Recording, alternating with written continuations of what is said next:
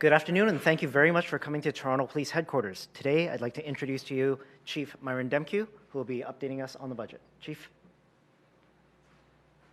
Thanks for that. Good afternoon, everybody, and thank you for joining us here today. Obviously, I'm disappointed with today's announcement as it relates to the police budget. Since the beginning of this process, we've identified the need for operational funding to get more officers on the road. Since last year's budget, I've been clear that we need a multi-year capacity to hire to address our core service needs. We are now at a critical point in our history as a city and as a police service. I've been very, very clear. Without the $20 million increase to our budget that the Police Service Board approved, we will not be able to hire 4 classes of 90 police officers and essential civilian professionals this year. And any gain on our front line in 2024 is going to be wiped out in 2025 without the capacity to hire 4 classes of 90 police officers in 2024 this year. In fact, we will be moving backwards. While I appreciate our significant financial constraints, the city has grown exponentially. Calls for service are up 19% this year alone, and so is crime. Crime is up 18% this year. We are still trying to catch up from a hiring freeze in 2016 and 2017, and 4 0% budget increases in the last decade. Interrupting our ability to hire will impact us in 2025, 2026, and beyond, with an empty pipeline in our hiring stream to replace officers who are retiring. It's important to note, 25% of our officers can retire right now, and in 10 years, 60% of our officers can retire. As the Chief of Police, I will continue to remind city decision makers that losing $12.6 million from the board unanimously approved budget will have consequences for service delivery and service degradation. 90% of what we spend in policing is on people. And what we need right now, are more people. My command team will be looking at some very difficult choices to ensure we have enough officers available for emergency response. This may be the most significant budget conversation we've had in the city as it relates to public safety and our capacity to actually meet any reasonable expectations of our requirements by legislation. We need to be strategic, we need to be responsible, and I look forward to having continued conversations in the coming days about the challenges we face in the Toronto Police. I'll take any questions now. Chief, $12.6 million is a drop in the bucket of a $1.2 billion operating budget. Are you saying that you can't do your job and protect the people of Toronto without that $12.6 million? Listen, what I'm saying is that without the $12.6 million, what's going to have to happen is we'll have to evaluate all our service delivery and look at what other essential services we're going to have to degrade or cut altogether in order to make sure we do what we can to address our core service needs, in particular our ability to respond to the residents of Toronto when they need us the most. So we'll make those hard decisions, but they are going to be difficult decisions that are going to be felt across the city in various ways. It's going to be a process with you and your command team and the Police Services Board as to what you choose to cut. Where do you see those first cuts happening? When you spoke to budget committees, you expressed concerns about the community, the neighborhood community officers. Yes, and I appreciate that question because I think it really highlights just how brittle we are as it relates to our resource constraint. And for us to respond to the ever-growing needs as it relates to calls for service, we got to take a hard look at everything we're doing. And the one place we're going to be looking at is our proactive activities. And that is one of the most valued programs, unfortunately, that we have to look at carefully is neighborhood community officers. To give us the capability to deliver on our core services and our really kind of essential service to be there when residents of Toronto are fearing for their safety and need us the most. Chief, The mayor's budget does leave about $8 million unallocated that it looks like council will be able to decide where it goes. Are you asking council to put that all towards the police? And if so, how would that address your concerns about cuts? So, listen, I don't think it'd be right for the chief to parse out line by line every budget line that the city is considering. What I've been very, very clear is that on December 19th, after a lot of work with city staff, we got our budget request to the leanest it could be. And we requested of our police service board approval for $20 million. Our police service board, of course, includes city councilors and others. And that was unanimously approved. That $20 million represents the operational capacity I have as the chief to continue to hire to build back a heavily degraded capacity. So what I'm asking everyone to consider is the incredible risk that's being created. I've been very clear about that for many weeks now. And what I'd ask the city councilors to consider is to be informed about our service delivery in their wards and understand what our residents are saying everywhere I go, and I know councillors are hearing that, so I'd appreciate the opportunity for everybody to kind of step back and reflect on the state of affairs and take a hard look at the very, I believe, balanced request from the Toronto Police that was worked on with city staff in the month of December, and that's that we need $20 million of operating capacity to really ensure that we can continue to hire because our service levels are degraded. And I think it's important to highlight something. Hiring a police officer is not like any other job.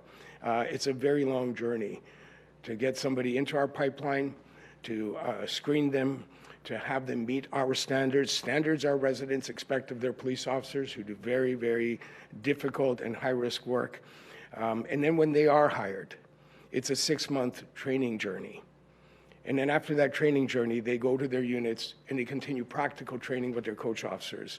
So the reality is the pipeline is long to be hired and functionally able to perform as a police officers on the streets of Toronto in a way that our residents deserve. And that's why interrupting the pipeline is really problematic over time. We're still recovering from hiring freezes in 2016 and 17. That's why we're in this state. And to not continue forward on a multi-year reconstitution of our capacity will have very serious consequences that are going to be felt next year, the year after, and years beyond. Isn't there, what I'm asking, I guess, is there a possibility for a compromise here with that $8 million on the table that will get you partially to where you want in the board approved budget? Is there listen, again, my job as the chief is to present the board, a budget to the board, to the police service board. That is the legislative governance framework that I operate under as the chief of police. That board, our board, the police service board, unanimously approved a $20 million budget request that was already very lean. And, you know, I just, my role is to ensure that we understand the risks that are being created, given the conversation in the city now. Chief, yesterday, another jewelry store robbery in Yorkdale Mall. This is 2 since December. I mean, first off, how concerning?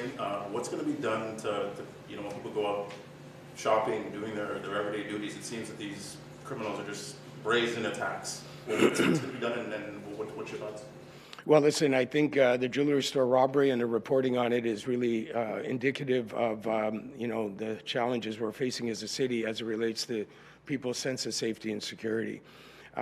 Statistically, you know, we examine these things very carefully, and we see there's a rise in crime, as I said, and violent crime particularly concerning. Robberies are a very serious concern, and the brazen nature of some of our robberies, you know, this is about a jewelry store robbery, but we've seen the level of home invasions in the city are on the rise, and they're particularly concerning given the brazen nature of the violence of those criminals.